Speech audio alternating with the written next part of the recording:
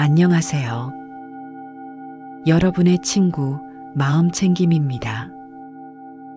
오늘은 무력과 결핍 강박, 그리고 돈과 소유에 대한 과도한 집착이 불러오는 정신적 갈증에 관한 이야기로 시작하려 합니다. 여러분은 혹시 이런 경험 해보신 적 있으신가요? 통장 잔고를 확인하고 또 확인하며 불안해하는 밤. 친구가 새로 산 명품 가방을 보며 괜히 초라해지는 마음. 월급날이 지나면 또다시 텅 빈 지갑을 걱정하는 일상.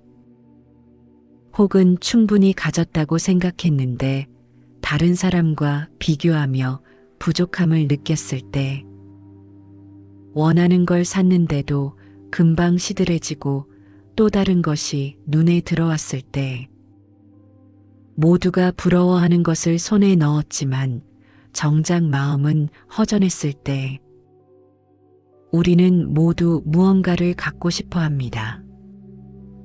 더 많은 돈, 더 좋은 집, 더 멋진 차, 더 비싼 옷.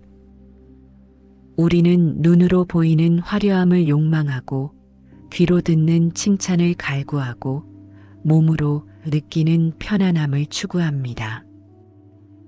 하지만 아이러니하게도 우리가 더 많이 가질수록 마음은 더 텅 비어갑니다. 마치 밑 빠진 독에 물을 붓는 것처럼 아무리 채워도 채워지지 않습니다. 왜 그럴까요? 왜 우리는 가지면 가질수록 더 목마른 걸까요? 오늘 이 시간, 저는 여러분과 함께 세 가지 이야기를 나누려 합니다. 조선시대 한양 제1의 부자였지만 늘 불안했던 박문수의 깨달음. 50억 자산을 가졌지만 공허했던 현대의 김태영 씨가 50만 원으로 찾은 평화. 그리고 황금을 독사라 부른 스승의 지혜. 이 이야기들을 통해 한 가지 진리를 발견하게 될 것입니다. 불교의 반야심경에서는 이렇게 말합니다. 무한이비설신의 무색성향 및 촉법. 눈도, 귀도, 코도, 혀도, 몸도, 의식도 따로 실체가 없으며 색깔도, 소리도, 냄새도, 맛도, 감촉도, 생각도 따로 실체가 없다는 뜻입니다. 우리가 감각으로 느끼는 모든 것, 소유하고 싶어하는 모든 것이 본래 텅 빈 것이라는 가르침입니다. 아름다운 것을 보면 갖고 싶고, 좋은 소리를 들으면 계속 듣고 싶고, 맛있는 음식을 먹으면 또 먹고 싶습니다. 하지만 그 모든 것들은 순간일 뿐 영원히 붙잡을 수 없습니다. 그런데 우리는 붙잡을 수 없는 것을 붙잡으려 하며 괴로워합니다. 이것이 무슨 의미인지, 어떻게 해결할 수 있는지 오늘 이야기를 통해 함께 깨달아 가겠습니다. 여러분의 좋아요와 구독은 저희에게 큰 힘이 됩니다. 더 많은 분들께 위로와 평온을 전할 수 있도록 여러분의 따뜻한 응원 부탁드립니다. 자, 그럼 첫 번째 이야기를 시작하겠습니다. 첫 번째 이야기입니다. 숙종 말년 한양 종로 한복판에 송죽상회라는 거대한 객주가 있었습니다. 그 주인은 박문수라는 상인으로 조선팔도는 물론 명나라와 일본까지 무역로를 열어 엄청난 부를 쌓아 올린 인물이었습니다. 박문수의 집 사랑채에는 중국 황실에서나 쓴다는 자단목 가구가 즐비했고, 안채에는 비단 두루마리가 수백 필이나 쌓여 있었습니다. 그의 창고에는 명나라에서 건너온 청아백자와 일본에서 들여온 칠기, 조선, 최고 장인이 만든 은재 식기들이 가득했습니다. 한양 사람들은 그를 가리켜 박만석이라 부를 정도였습니다. 쌀만 해도 만석을 쌓아둔 부자라는 뜻이었지요. 하지만 박문수의 얼굴에는 늘 근심의 그림자가 어려 있었습니다. 주인날이 오늘 저녁상은 궁중에 진상하는 것과 같은 전복과 해삼으로 준비했사옵니다. 하인의 말에도 박문수는 시큰둥한 표정이었습니다. 사내 진미가 차려진 밥상 앞에 앉아도 이보다 더 맛있는 음식은 없을까? 명나라 황실에서는 무엇을 먹을까 하는 생각에 음식 맛을 제대로 느낄 수 없었습니다. 밤이 되어 비단 이불 속에 누워도 잠은 오지 않았습니다. 저 창고에 은자를 노리는 도적이 들면 어쩌나. 명나라로 보낸 배가 풍랑을 만나 침몰하면 어떡하나. 아니, 요즘 일본 상인들이 값을 후려치려 드는데 내가 손해를 보는 건 아닐까? 걱정은 꼬리에 꼬리를 물었습니다. 세상 모든 것을 가진 듯한 박문수였지만 정작 그의 마음은 세상에서 가장 가난한 거지보다 더 초라했습니다. 가진 것이 많을수록 잃을 것에 대한 두려움도 커졌고, 누릴 수 있는 것이 많을수록 아직 누리지 못한 것에 대한 갈증은 더욱 타올랐습니다. 어느 날 박문수는 심한 가슴 답답함으로 잠에서 깼습니다. 온몸이 식은땀으로 젖어 있었습니다. 꿈속에서 자신의 재산이 모두 불타버리는 것을 보았던 것입니다. 이래서는 안 되겠구나. 박문수는 마침내 결심했습니다. 오래전부터 소문으로 들었던 묘양산의 고승, 편운대사를 찾아가기로 한 것입니다. 편운대사는 일찍이 명나라에 건너가 수행하고 돌아온 고승으로 조선 불교계의 큰 어른이었습니다. 박문수는 최고급 명주로 지은 도포를 입고 허리에는 금실로 수놓은 주머니를 찼습니다. 그 주머니 안에는 달걀만 한 홍옥 2알이 들어 있었습니다. 명나라 황실에서도 귀하게 여긴다는 보석으로 박문수가 평생 모은 보물 중 최고의 것이었습니다. 이 보석을 편운대사께 시주하면 분명 큰 복을 받을 것이다. 대사께서 특별한 기도라도 해주시면 내 재산은 더욱 불어나고 이 불안한 마음도 사라지겠지. 하인 셋을 거느리고 한양을 떠난 박문수 일행은 보름이 걸려 묘양산 자락에 도착했습니다. 산길은 험했지만 박문수는 명주 버선이 해질까봐 하인에게 엎혀 올라갔습니다. 주인날이 저기 암자가 보입니다. 하인의 말에 고개를 들어보니 구름 사이로 작은 초가 한 채가 보였습니다. 진공암이라는 현판이 바람에 흔들리고 있었습니다. 박문수는 암자가 너무 초라해 놀랐습니다. 이런 누추한 곳에 고승이 계신단 말인가. 하지만 대문을 열고 들어서는 순간 이상한 기운을 느꼈습니다. 마당에는 잡초 하나 없이 깨끗했고 오래된 소나무 한 그루가 하늘을 찌를 듯 서 있었습니다. 고요함 속에서 솔바람 소리와 새소리만 들렸습니다. 법당에서 한 노승이 걸어 나왔습니다. 해진 회색 승복을 입었지만 그 눈빛은 맑은 가을 하늘처럼 깊고 청명했습니다. 편운대사였습니다. 시주님, 먼 길 오시느라 수고가 많으셨습니다. 박문수는 얼른 큰 절을 올렸습니다. 소인은 한양에서 상업에 종사하는 박문수라 하옵니다. 대사님의 높으신 덕을 흠모하여 이렇게 찾아뵙게 되었습니다. 무엇 때문에 이곳까지 오셨습니까? 편운대사의 물음에 박문수는 준비해온 말을 꺼냈습니다. 소인이 비록 세간의 재물은 좀 모았사오나 마음은 늘 불안하고 허전하옵니다. 대사님께 귀한 시주를 올리고 가르침을 받고자 이렇게 왔사옵니다. 박문수는 허리춤에서 비단 주머니를 꺼내 두 손으로 받쳐들었습니다. 주머니에서 꺼낸 홍옥 두 알이 햇빛을 받아 붉은 빛을 뿜어냈습니다. 정말로 아름다운 보석이었습니다.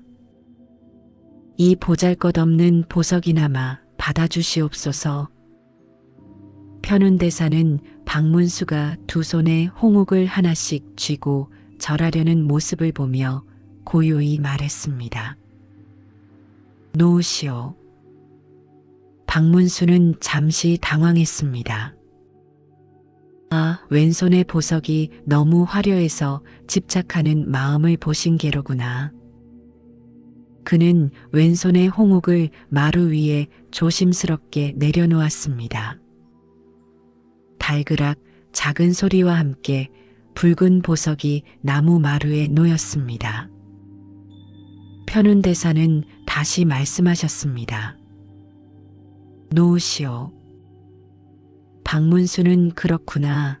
두 개 모두 놓으라는 말씀이시구나 하고 생각하며 오른손에 홍옥마저 내려놓았습니다. 이제 그의 두 손은 완전히 비었습니다. 하지만 그는 왠지 마음이 편치 않았습니다. 이렇게 귀한 보석을 선뜻 받지 않으시다니 혹시 내 정성이 부족하다고 여기시는 건 아닐까? 그때 편운대사께서 세 번째로 말씀하셨습니다. 놓으시오. 박문수는 완전히 어리둥절해졌습니다. 두 손은 이미 비었고 더 이상 내려놓을 것이 없었습니다. 그는 황급히 허리를 굽히며 물었습니다. 대사님, 소인의 두 손은 이미 비었사옵니다. 더 이상 무엇을 놓으란 말씀이십니까? 편운대사는 희미한 미소를 지으며 법당 안으로 들어가라는 손짓을 했습니다. 박문수가 따라 들어가자 대사는 낡은 방석 하나를 내주며 앉으라 했습니다.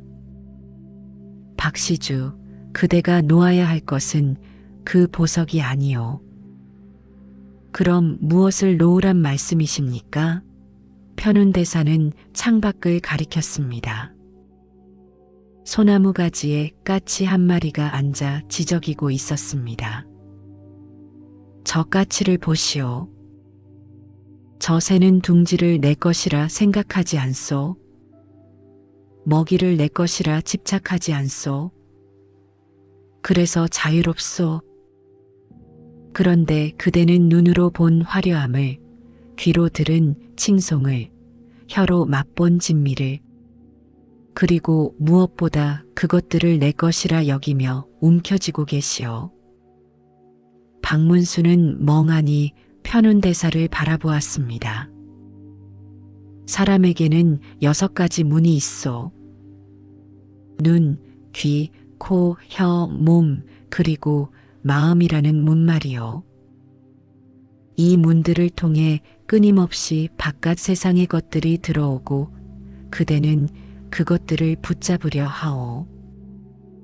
아름다운 색깔, 아름다운 소리, 좋은 냄새, 맛있는 음식, 부드러운 감촉, 즐거운 생각, 이 모든 것들을 움켜쥐려 하지요. 편운대사는 차 한 잔을 따라 박문수 앞에 내밀었습니다. 그런데 그대, 이것들이 정말 내 것이 될 수 있소? 저 홍옥의 붉은 빛은 햇빛이 있어야 빛나고 햇빛이 사라지면 그저 어두운 돌덩이일 뿐이요. 진수성찬의 맛은 혀에 닿는 순간 사라지고 삼키는 순간 없어지요. 그대가 들은 칭송의 소리도 귓속을 스쳐가는 바람일 뿐이요. 박문수는 찻잔을 들었다가 놓았다가를 반복했습니다. 손이 떨렸습니다. 하지만 대사님, 그렇다면 우리는 무엇을 위해 사는 것입니까? 보고 듣고 맛보고 느끼는 것이 모두 헛된 것이라면 인생이란 무엇입니까? 편운대사는 고개를 저었습니다. 그것들이 헛되다는 게 아니요. 다만 그것들을 내 것으로 만들어 영원히 붙들 수 있다는 착각, 그것이 그대를 괴롭히는 것이요. 봄꽃은 봄에 피었다가 지고 가을 단풍은 가을에 붉게 물들었다가 떨어지요. 그것이 자연의 이치인데 그대는 봄꽃을 겨울까지 피워두려 하고 단풍을 여름에도 붙들어 두려 하오. 그러니 마음이 편할 리 있겠소? 박문수는 편운대사의 말씀을 듣고 있자니 뭔가 가슴속에서 무너지는 느낌이 들었습니다. 지난 수십 년간 자신이 쌓아온 모든 것이 한순간에 덧없이 느껴졌습니다. 그때 바깥에서 거센 바람이 불어왔습니다. 소나무가 흔들리고 낙엽들이 춤을 추듯 공중으로 날아올랐습니다. 박문수는 그 광경을 멍하니 바라보았습니다. 낙엽들은 이리저리 날아다니다가 땅에 떨어지기도 하고 다시 바람에 날리기도 했습니다. 붙잡으려 하지 않았고 떨어지는 것을 두려워하지도 않았습니다. 그저 바람이 가는 대로 자연의 이치대로 흘러갈 뿐이었습니다. 그렇구나.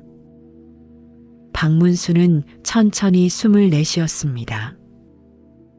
그 순간 뭔가가 스르르 풀리는 느낌이 들었습니다. 대사님, 이제야 조금 알 것 같습니다. 제가 붙들고 있던 것은 보석이 아니라 잃을지도 모른다는 두려움이었고 더 가져야 한다는 끝없는 욕심이었습니다. 편운대사는 고개를 끄덕였습니다. 그것을 아는 것이 시작이요. 이제 진짜로 놓을 차례요. 박문수는 마루에 놓인 홍옥 두 알을 바라보았습니다. 여전히 아름답게 빛나고 있었습니다. 하지만 이제 그 빛이 예전처럼 자신을 사로잡지 못했습니다. 그저 아름다운 돌일 뿐이었습니다. 박문수는 진공함에서 사흘을 머물렀습니다. 매일 아침 편운대사와 함께 산길을 걸었고 나무를 하고 물을 길었습니다. 명주 도포는 벗어두고 낡은 승복을 빌려 입었습니다. 산나물로 지은 소박한 죽을 먹으며 살았습니다. 신기하게도 그 사흘이 지난 수십 년보다 더 풍요롭게 느껴졌습니다. 새벽 산사의 맑은 공기, 이슬에 젖은 풀잎의 향기, 계곡물 소리. 이 모든 것이 어떤 보석보다 귀하게 느껴졌습니다. 한양으로 돌아가는 날 편운대사는 말했습니다. 보석을 가져가시오. 다만 그것을 대하는 그대의 마음이 달라졌으니 이제는 보석을 가져도 보석에게 붙잡히지 않을 것이오. 박문수는 홍옥을 다시 주머니에 넣었습니다. 신기하게도 이제는 그 무게가 전혀 느껴지지 않았습니다. 그로부터 몇 년 뒤 박문수는 한양에서 가장 존경받는 인물이 되었습니다. 그는 여전히 장사를 했지만 번 돈의 절반 이상을 가난한 이들을 위해 썼습니다. 흉년이 들면 곡간을 열어 쌀을 나눠주었고 배우고 싶어도 배우지 못하는 아이들을 위해 서당을 세웠습니다. 무엇보다 놀라운 변화는 그의 얼굴에 있었습니다. 예전의 근심 어린 표정은 사라지고 언제나 온화한 미소가 머물러 있었습니다. 사람들이 박 영감님은 어찌 그리 마음이 편안해 보이십니까 하고 물으면 그는 이렇게 대답하곤 했습니다. 빈손이 가장 가벼우니까요. 빈손에는 온 세상이 다 담기니까요. 밤하늘의 별을 보아도 길가의 핀 들꽃을 보아도 그는 더 이상 저것을 가져야지 하고 생각하지 않았습니다. 그저 아름답구나 하고 바라볼 뿐이었습니다. 그렇게 바라보는 것만으로도 그의 마음은 우주만큼 넓어졌습니다. 어느 겨울날 첫눈이 내리는 날이었습니다. 박문수는 마당에 서서 하늘에서 떨어지는 눈송이를 바라보았습니다. 손바닥에 내려앉은 눈송이는 곧 녹아 없어졌지만 그는 슬프지 않았습니다. 그래, 모든 것은 이렇게 왔다가 가는 것이지. 붙잡을 수 없기에 더 아름다운 것이지. 빈 손바닥을 펴고 또 다른 눈송이를 기다리는 박문수의 얼굴에는 깊은 평화가 깃들어 있었습니다. 박문수는 한양 제1의 부자였지만 가장 가난한 마음을 가지고 있었습니다. 그가 가진 것은 많았지만 그의 마음은 늘 텅 비어 있었습니다. 왜 그랬을까요? 그는 눈으로 본 화려함에 집착했고 귀로 들은 칭찬을 붙잡으려 했으며 혀로 맛본 진미를 영원히 누리고 싶어 했습니다. 하지만 모든 감각은 순간일 뿐입니다. 아름다운 색깔도 좋은 소리도 맛있는 음식도 모두 지나가 버립니다.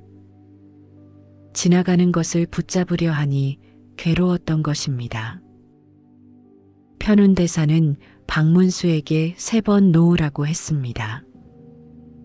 첫 번째는 왼손의 보석을, 두 번째는 오른손의 보석을, 세 번째는 소유하려는 마음 자체를 놓으라는 것이었습니다. 우리도 마찬가지입니다. 우리는 돈을 벌면 행복할 줄 압니다.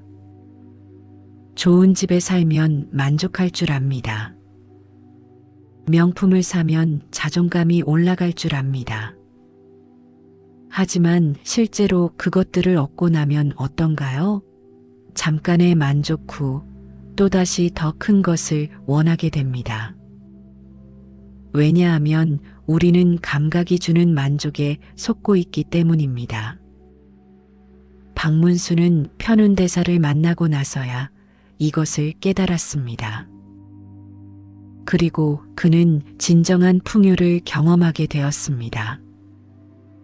빈손으로 살아가되 온 세상을 누리는 삶. 소유하지 않되 모든 것을 경험하는 삶. 그것이 진정한 부자의 삶이었습니다. 괜찮습니다.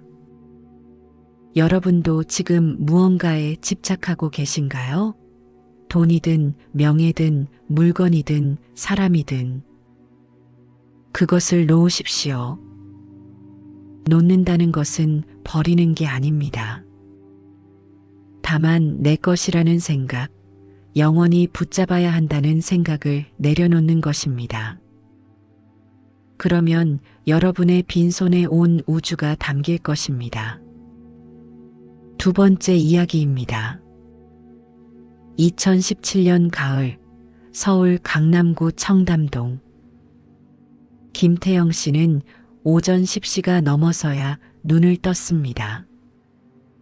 어젯밤 새벽 3시까지 청담동의 프라이빗 라운지에서 사업 파트너들과 술을 마셨기 때문입니다. 비틀거리며 일어나 거실로 나오자 통유리 너머로 한강이 보였습니다. 이 타워 팰리스 펜트하우스 전세금만 30억이었습니다. 김태영 씨는 패션 유통업계에 떠오르는 별이었습니다.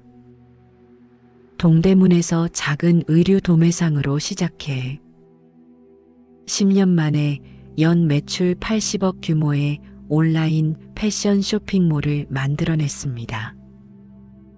20대 여성들 사이에서 태영몰은 트렌드의 상징이었습니다. 그의 하루는 화려했습니다. 강남역 근처 사무실로 출근하면 직원 30여 명이 인사를 했습니다. 점심은 청담동의 유명 레스토랑, 저녁은 역삼동이나 청담동 와인바. 주말에는 제주도나 일본으로 골프 여행을 다녔습니다.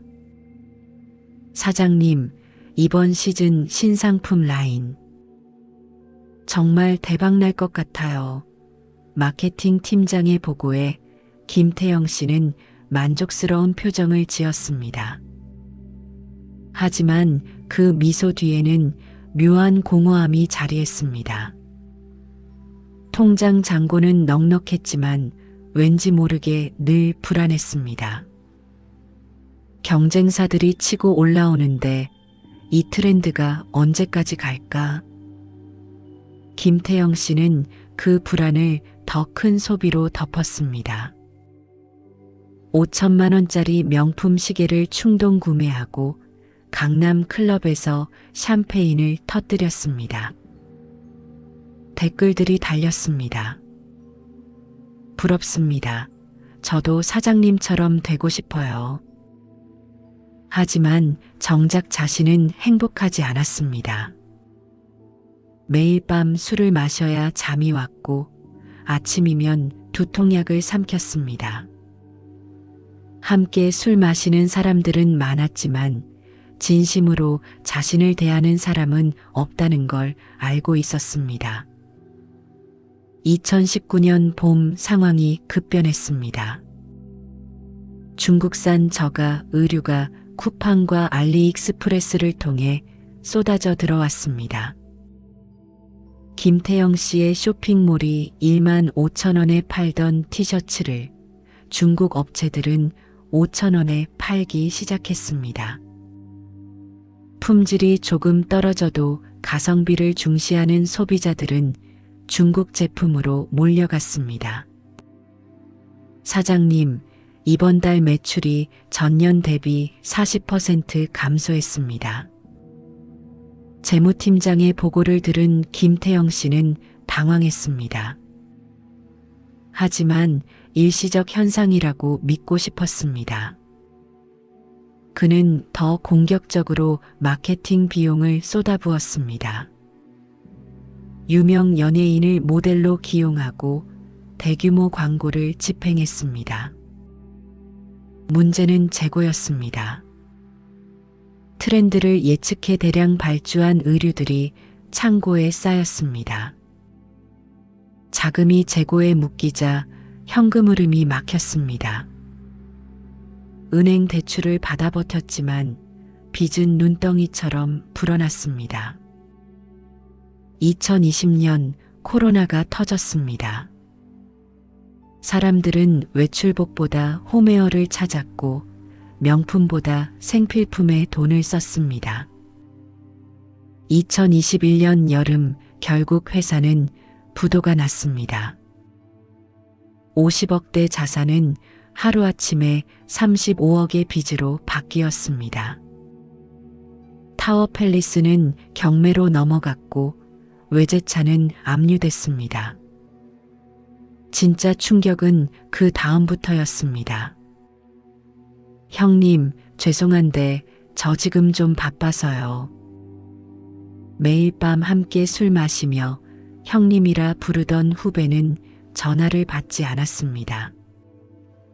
메시지는 읽었지만 답장이 없었습니다.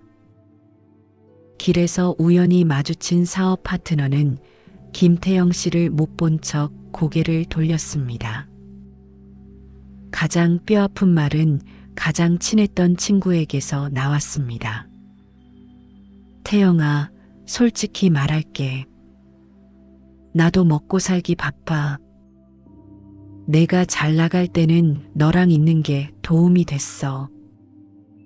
근데 지금은 미안하지만 내가 내 인생에 도움이 안 돼. 그날 밤 김태영 씨는 한강 다리 위에 섰습니다. 난간 너머로 검은 강물이 출렁였습니다. 이렇게 끝내면 편할까? 손이 난간을 잡았습니다. 바람이 차갑게 얼굴을 스쳤습니다. 그때 핸드폰이 울렸습니다. 여보세요? 김태영 씨 맞으시죠? 저는 강화도에서 작은 게스트하우스를 운영하는 사람인데요. 5년 전에 사장님께서 저희 아버지 수술비 도와주신 거 기억하세요? 김태영 씨는 기억이 났습니다. 동대문 시장에서 쓰러진 노인을 병원에 데려가고 수술비 500만 원을 대신 내줬던 일. 그때는 그냥 아무 생각 없이 도와준 거였습니다. 괜찮으시면 저희 게스트하우스에 한번 오세요. 방도 공짜로 드릴게요.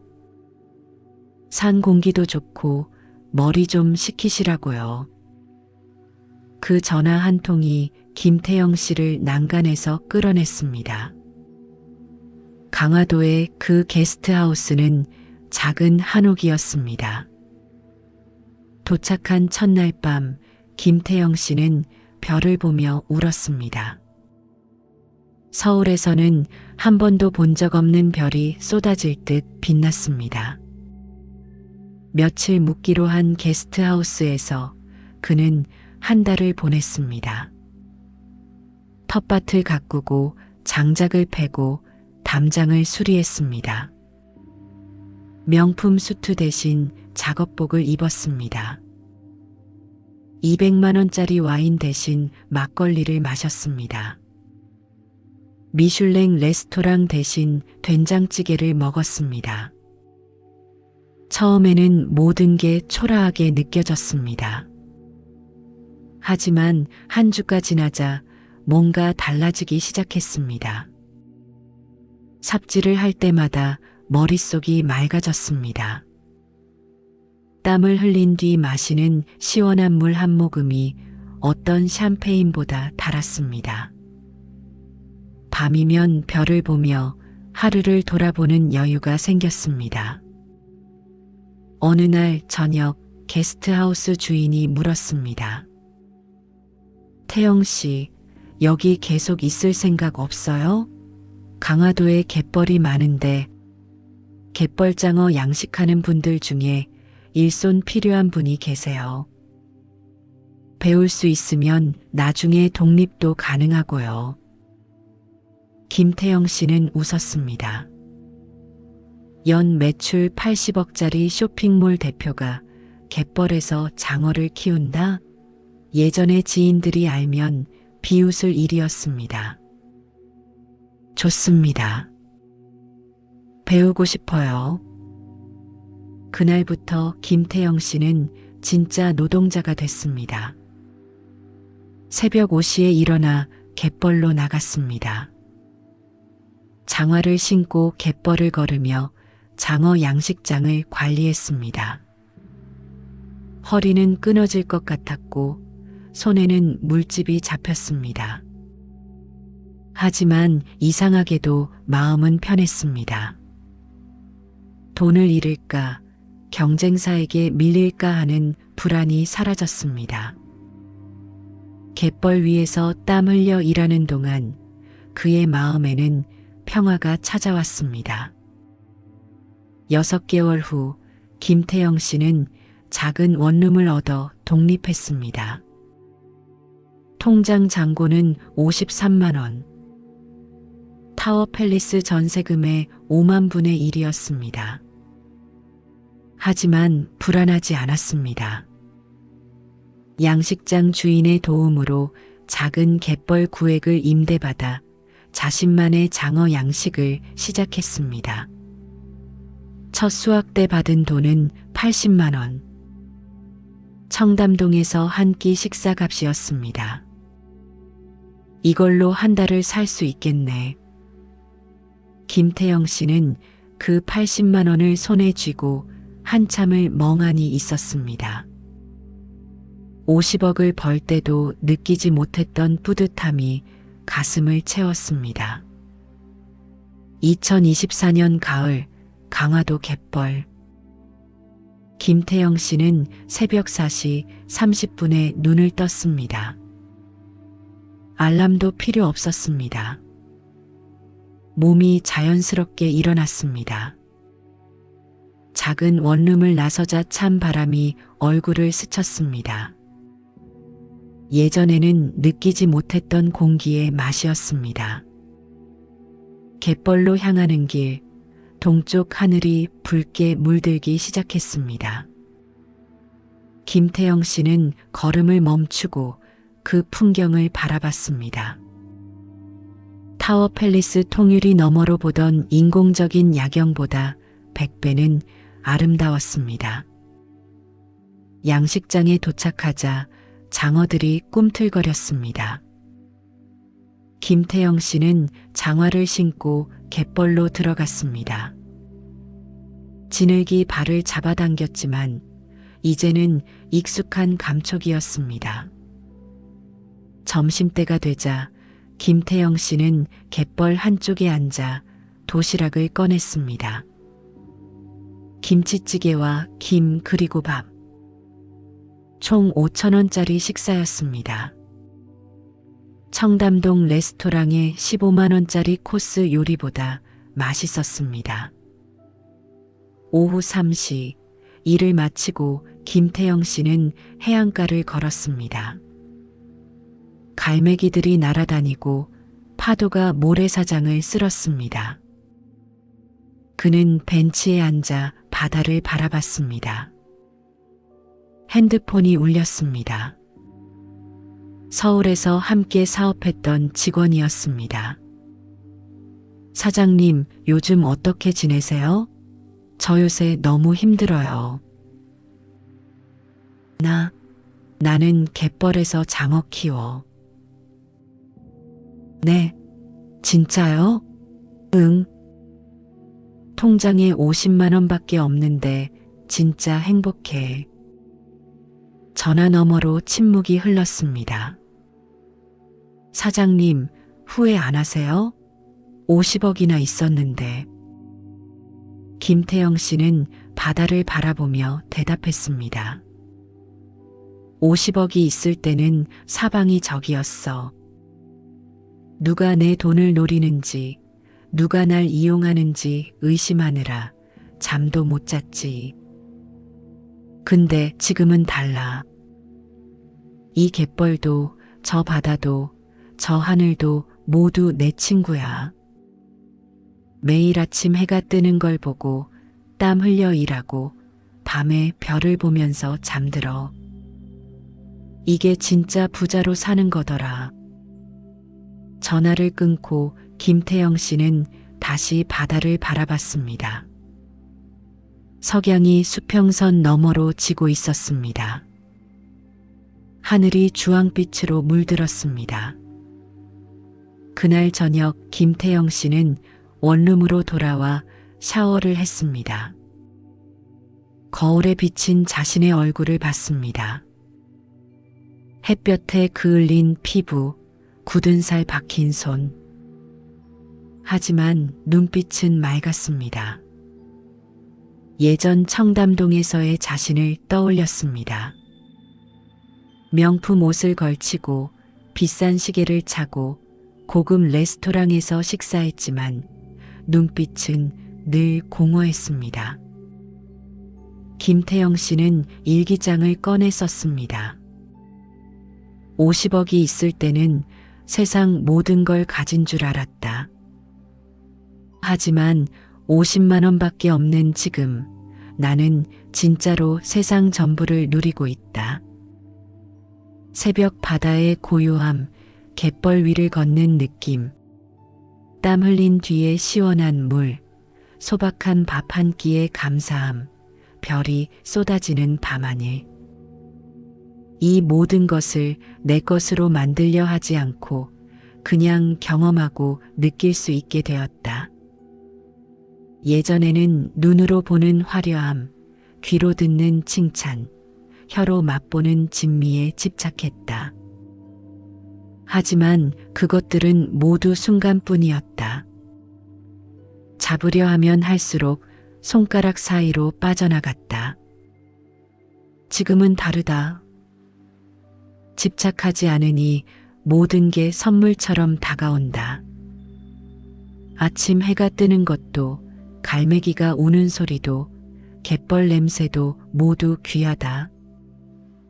이것이 진짜 풍요다. 다음 날 새벽 김태영 씨는 또 갯벌로 향했습니다. 비가 부슬부슬 내렸습니다. 빗방울이 얼굴에 닿았습니다. 차가웠지만 그는 우산을 펴지 않았습니다. 그냥 비를 맞으며 걸었습니다. 갯벌에 도착하자 빗속에서도 장어들이 움직이고 있었습니다. 생명의 신비였습니다. 김태영 씨는 무릎을 꿇고 갯벌에 손을 담갔습니다. 차가운 진흙이 손가락 사이로 스며들었습니다. 나는 살아있구나. 타워 팰리스에서 명품 이불을 덮고 잘 때는 느끼지 못했던 감각이었습니다. 지금 이 순간, 이 빗속에서, 이 갯벌 위에서 김태영 씨는 진짜로 살아있었습니다. 통장 잔고 50만 원의 갯벌장어 양식업자 김태영 씨는 오늘도 행복합니다. 진정한 풍요는 많이 가지는 것이 아니라 있는 그대로를 온전히 느낄 줄 아는 것이었습니다. 그는 50억을 잃고 나서야 그것을 깨달았습니다. 그리고 그 깨달음은 50억보다 귀했습니다. 김태영 씨의 이야기는 현대를 살아가는 우리 모두의 이야기입니다. 그는 50억이라는 엄청난 자산을 가졌지만 그 어느 때보다 가난한 마음으로 살았습니다. 왜 그랬을까요? 그는 눈으로 보이는 타워 팰리스의 화려함, 귀로 듣는 사장님이라는 호칭, 혀로 맛보는 고급 레스토랑의 음식, 몸으로 느끼는 명품의 감촉에 집착했습니다. 하지만 그 모든 것은 순간의 만족일 뿐이었습니다. 샴페인의 맛은 목구멍을 넘어가는 순간 사라지고 명품 시계의 만족감은 더 비싼 시계를 보는 순간 시들해졌습니다. 갯벌에서 김태영 씨는 깨달았습니다. 진짜 풍요는 많이 가지는 것이 아니라 감각이 주는 순간의 만족에 속지 않고 지금 이 순간을 온전히 느끼는 것이라는 걸. 새벽 바다의 고요함은 돈으로 살 수 없습니다. 갯벌 위를 걷는 느낌은 소유할 수 없습니다. 땀 흘린 뒤 마시는 시원한 물 한 모금의 감사함은 명품 가게에서 팔지 않습니다. 김태영 씨는 50억을 잃고 나서야 이것을 배웠습니다. 반야심경의 가르침처럼 눈, 귀, 코, 혀, 몸, 마음으로 느끼는 모든 감각은 실체가 없습니다. 그것들은 물거품처럼 생겼다가 사라집니다. 그런데 우리는 그 물거품을 영원히 붙잡으려 하며 괴로워합니다. 김태영 씨가 50만 원으로 찾은 평화는 50억으로도 살 수 없는 것이었습니다. 왜냐하면 그것은 돈의 문제가 아니라 마음의 문제였기 때문입니다. 괜찮습니다. 여러분도 지금 무언가를 갖기 위해 애쓰고 계신가요? 더 많은 돈, 더 좋은 집, 더 비싼 차, 더 멋진 옷. 그것들이 여러분을 행복하게 해줄 거라고 생각하시나요? 김태영 씨의 이야기를 기억하십시오.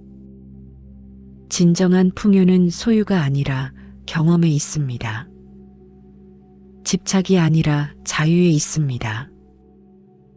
움켜쥐는 것이 아니라 놓아주는 것에 있습니다. 여러분의 빈손이 가장 가벼울 때 그 손에 온 세상이 담길 것입니다. 세 번째 이야기입니다. 조선 중종 12년 1517년 충청도 공주 마곡사 인근. 가을 햇살이 따스한 어느 오후 흰 수염의 노스님. 해암과 그의 제자 도안이 탁발을 마치고 절로 돌아가는 길이었습니다. 스승님, 저기 좀 보십시오. 도안이 가리킨 곳은 논뚝 도랑이었습니다. 가을 거지를 앞둔 황금빛 벼가 물결치는 논 사이로 작은 도랑에 무언가 번쩍이는 것이 보였습니다.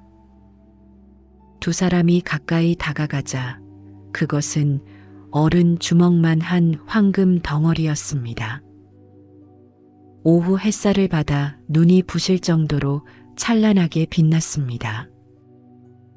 도안의 눈이 커졌습니다. 출가하기 전 가난한 농가의 아들이었던 그는 황금을 처음 봤습니다. 마음 한구석에서 욕심이 스멀스멀 올라왔습니다. 그때 해암 스님이 조용히 말했습니다. 도안아, 저기 독사가 있구나. 예, 스승님, 저것은 황금 아닙니까? 아니다. 저것은 독산이라. 사람의 목숨을 앗아가는 무서운 독사다. 도안은 황금 덩어리를 다시 바라봤습니다.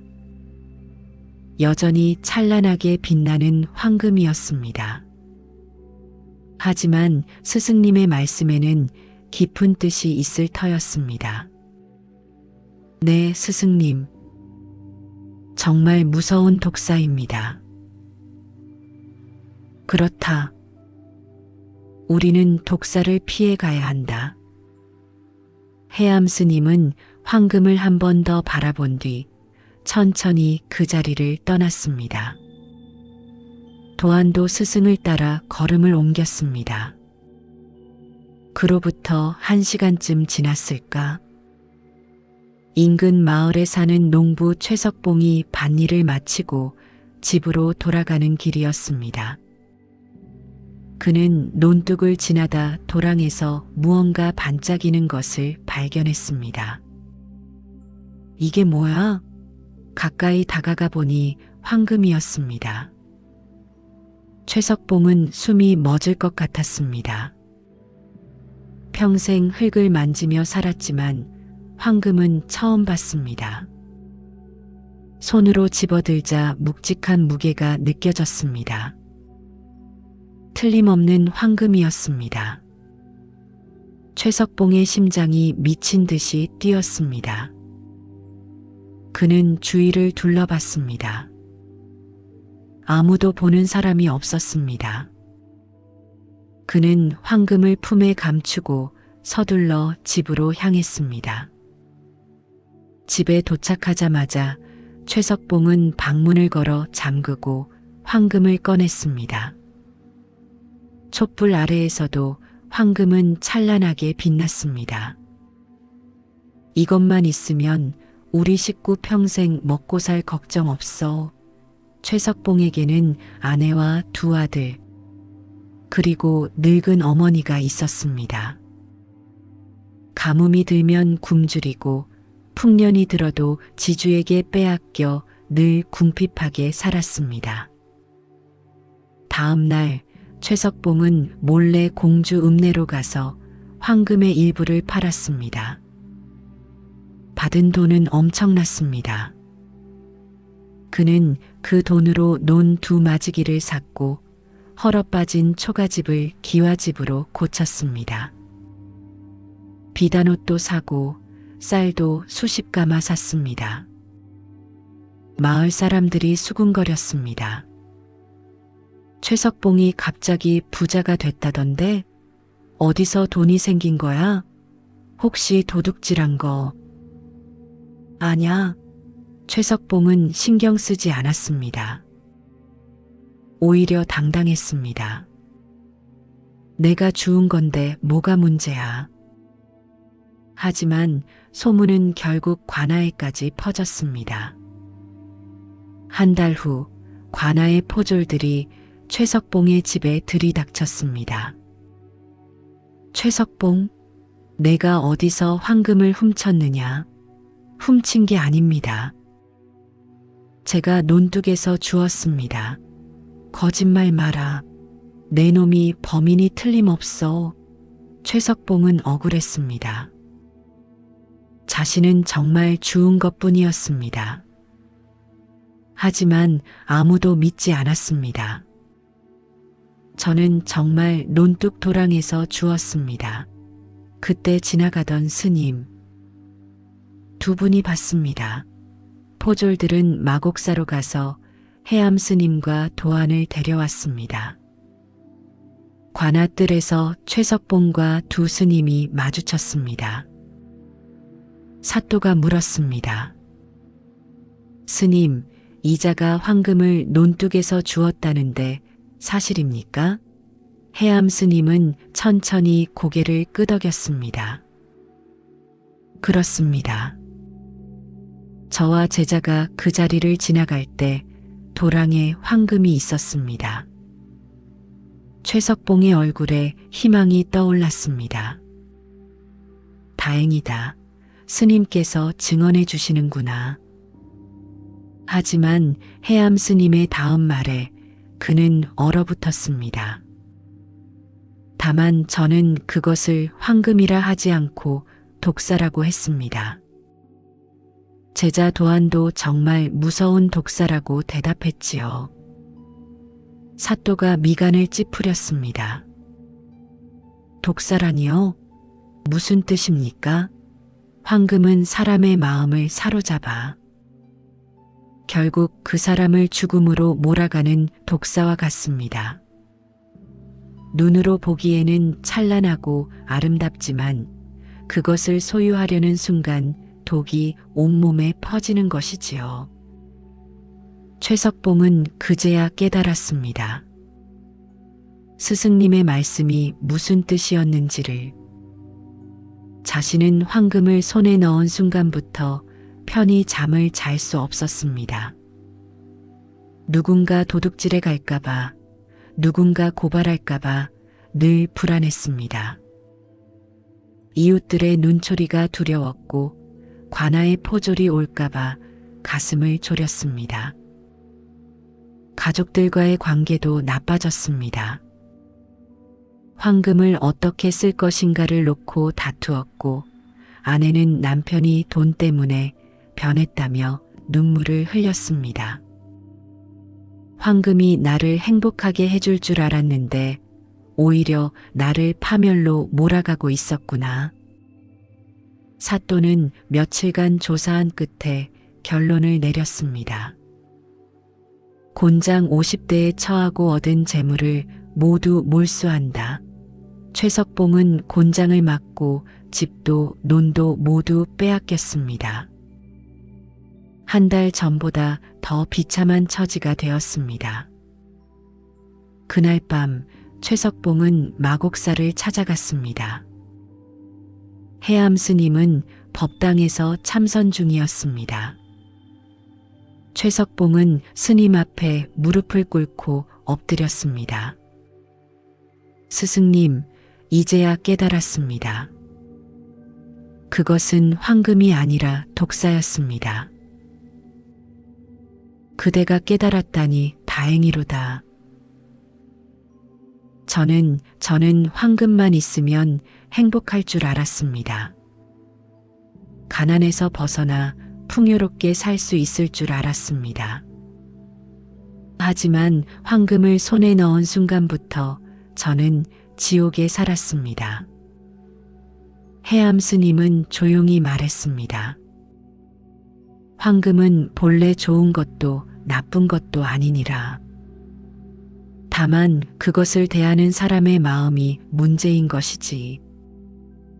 그대는 눈으로 황금의 찬란함을 보고 귀로 부자가 되었다는 칭송을 듣고 싶어 했고 몸으로 편안함을 누리고 싶어 했느니라.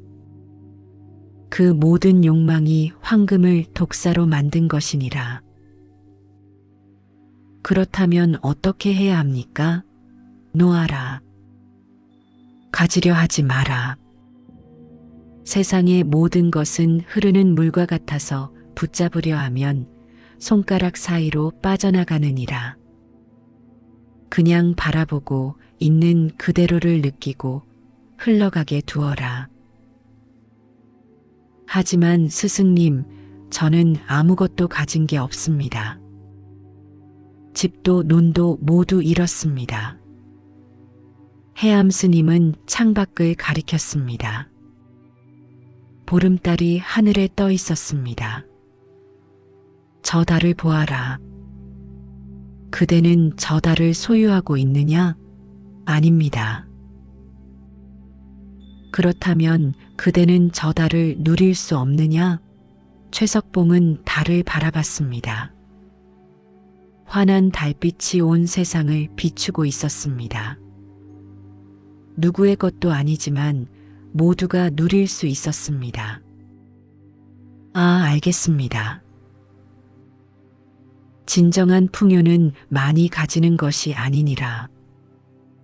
집착을 버리고 있는 그대로를 누리는 것이 진정한 풍요니라. 저 달처럼, 아침 햇살처럼, 밤하늘의 별처럼 모든 것은 이미 그대에게 열려 있느니라. 최석봉은 그날 밤 마곡사에서 묵었습니다. 딱딱한 마루바닥이었지만 기와집 온돌방보다 편안했습니다. 물 한 그릇과 보리밥 한 공기였지만 산의 진미보다 맛있었습니다. 다음 날 아침 최석봉은 새벽 예불에 참석했습니다. 스님들의 독경 소리가 법당에 울려 퍼졌습니다. 그 소리를 들으며 최석봉은 눈물을 흘렸습니다. 내가 정말 원했던 건 황금이 아니었구나. 마음의 평화였구나. 그로부터 10년 후 최석봉은 다시 가난한 농부로 돌아갔습니다. 지주의 땅을 빌려 농사를 지으며 근근히 살았습니다. 하지만 그의 얼굴에는 늘 평온한 미소가 있었습니다. 어느 날 마을에 부자 상인이 찾아왔습니다. 그는 최석봉에게 물었습니다. 당신이 예전에 황금을 주었다가 모두 잃은 그 사람이요? 그렇습니다. 후회하지 않소? 황금만 잘 간수했다면 지금쯤 큰 부자가 되었을 텐데. 최석봉은 웃으며 하늘을 가리켰습니다. 저 구름을 보십시오. 제가 저 구름을 소유하고 있습니까? 아니지요. 그렇다면 저는 저 구름을 누릴 수 없습니까? 상인은 어리둥절한 표정을 지었습니다. 저 구름도, 저 산도, 저 시냇물도 모두 제 것입니다. 제가 소유하지는 않지만 제가 누립니다. 황금이 있을 때는 그것만 보느라 이 모든 것이 보이지 않았습니다. 하지만 지금은 다릅니다. 저는 이 세상 전부를 가졌습니다. 상인은 고개를 저으며 떠났습니다. 이해할 수 없다는 표정이었습니다. 최석봉은 다시 밭으로 향했습니다. 괭이를 들고 흙을 파며 노래를 불렀습니다.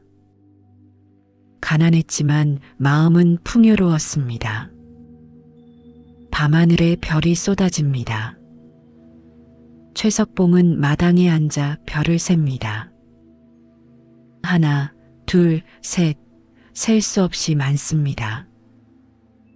이 별들을 소유할 수는 없습니다. 하지만 그는 이 별들을 모두 누리고 있습니다. 그것으로 충분했습니다. 황금과 독사. 해암 스님은 왜 황금을 독사라 불렀을까요? 황금 자체가 나쁜 것은 아닙니다. 하지만 황금을 대하는 우리의 마음이 문제입니다.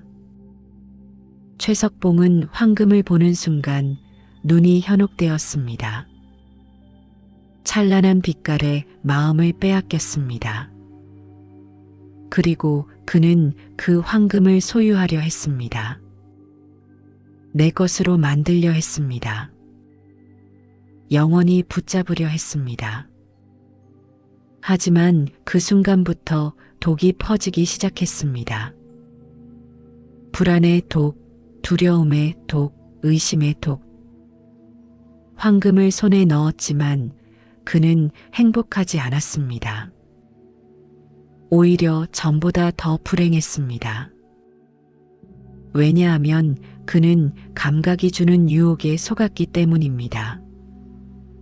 반야심경은 무한이비설신의 무색성향 미촉법이라 가르칩니다.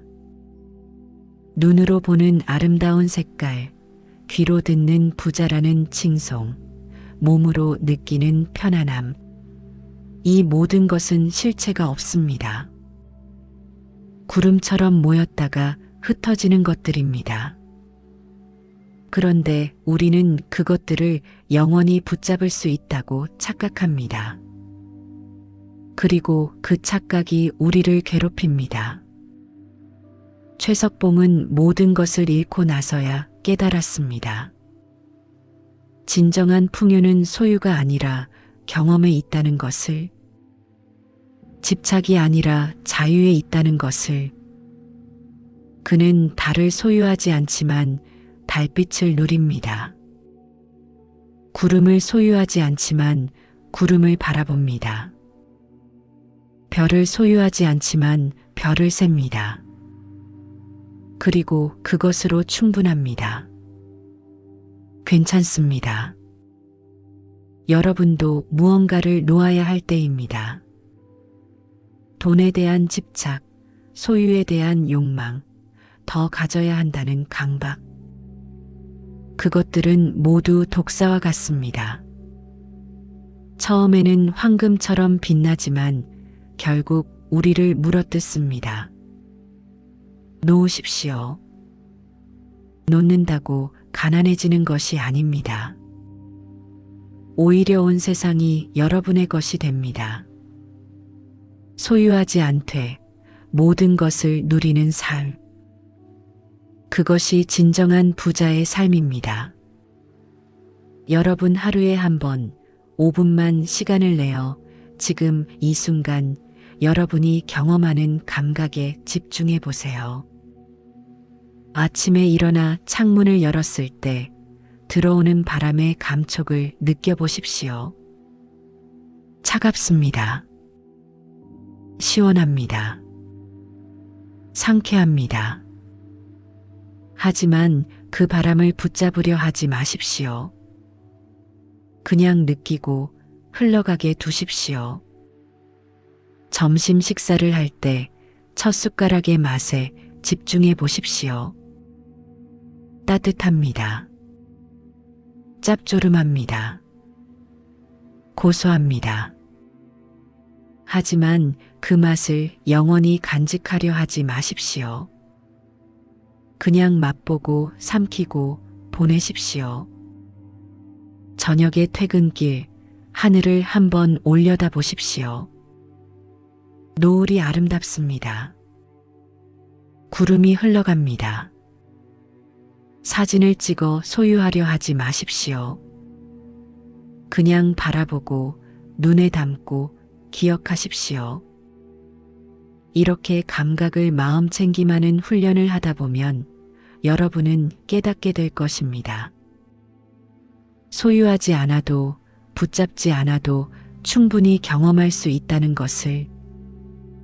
두 번째 방법은 매일 저녁 잠들기 전에 오늘 경험한 것 중 감사한 것 3가지를 적는 것입니다. 하지만 여기서 중요한 것은 소유한 것이 아니라 경험한 것을 적는 것입니다. 좋지 않은 예를 들자면 오늘 새 핸드폰을 샀다, 좋은 차를 샀다, 월급이 올랐다 같은 것입니다. 좋은 예를 들자면 오늘 아침 햇살이 따뜻했다, 점심때 동료와 나눈 대화가 즐거웠다, 저녁 산책길에 본 강아지가 귀여웠다 같은 것입니다. 경험에 집중하십시오. 소유는 우리를 더 갈망하게 만들지만 경험은 우리를 만족하게 만듭니다. 매일 이렇게 감사일기를 쓰다 보면 여러분은 삶이 이미 풍요롭다는 것을 깨닫게 될 것입니다. 이 2가지 방법을 오늘부터 실천해 보십시오. 하루 5분의 감각 마음 챙김, 저녁 5분의 감사일기. 단 10분으로 여러분의 삶은 달라질 것입니다. 여러분, 어떠셨나요? 오늘 우리는 3가지 이야기를 통해 하나의 진리를 배웠습니다. 진정한 풍요는 많이 가지는 것이 아니라 감각이 만든 소유의 유혹에서 벗어나 있는 그대로를 온전히 경험하는 것이라는 진리입니다. 박문수는 한양 제1의 부자였지만 불안했습니다. 50억을 가진 김태영 씨는 공허했습니다. 황금을 주운 최석봉은 괴로웠습니다. 하지만 그들은 모두 깨달았습니다. 빈손이 가장 가벼우며 빈손에 온 세상이 담긴다는 것을. 반야심경의 무한이비설신의 무색성향 미촉법. 눈, 귀, 코, 혀, 몸, 마음으로 느끼는 모든 감각은 실체가 없고 그것들이 만들어내는 색깔, 소리, 냄새, 맛, 감촉, 생각도 모두 실체가 없습니다. 구름처럼 모였다가 흩어지는 것들입니다. 그러니 집착하지 마십시오. 놓으십시오. 놓는다고 가난해지는 것이 아닙니다. 오히려 온 세상이 여러분의 것이 됩니다. 댓글로 여러분의 이야기도 들려주세요. 무력이나 소유욕과 관련해 겪었던 어려움, 극복했던 경험, 무엇이든 좋습니다. 함께 나누고 함께 성장해 갑시다. 우리는 혼자가 아닙니다. 여러분의 좋아요와 구독은 좋은 컨텐츠를 만드는데 큰 힘이 됩니다. 다음 시간에도 여러분의 마음에 평온을 드릴 수 있는 이야기로 찾아뵙겠습니다. 오늘도 여러분의 하루가 평안하시길 바랍니다. 고맙습니다.